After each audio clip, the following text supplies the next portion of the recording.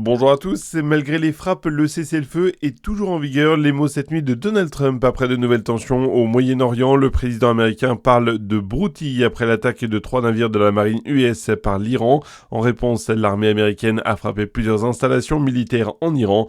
Donald Trump menace de frapper Téhéran plus durement si aucun accord de paix n'est signé. Et dans le même temps, 1500 navires et environ 20 000 de leurs équipages restent coincés dans le Golfe en raison du blocus imposé par l'Iran dans ce passage stratégique.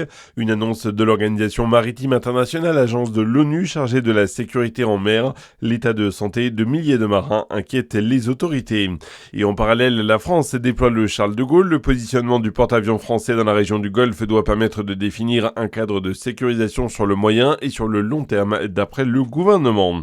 Dans l'actu également, un Français qui a pris l'avion avec un cas d'hantavirus confirmé a été isolé en raison de symptômes bénins. Des tests sont en cours. Les 5 autres ressortissants français à bord du navire touché par la maladie ne présenteraient pas de symptômes inquiétants. D'après le Quai d'Orsay, le bateau de croisière fait route vers Tenerife aux Canaries où il doit accoster demain. Les passagers, eux, pourront débarquer à partir de lundi.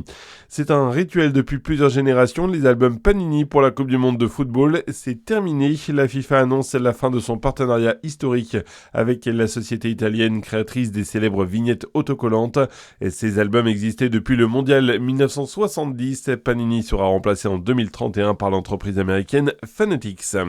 Et puis le cyclisme, c'est le premier grand tour de la saison. Le Tour d'Italie s'élance aujourd'hui de Bulgarie, une première étape sans véritable difficulté et qui devrait se terminer au sprint. Un grand favori pour cette 109e édition, Jonas Vingegaard, le Danois qui va tenter de s'imposer pour la première fois en l'absence de son rival Tadej Pogačar. La compétition va durer 3 semaines.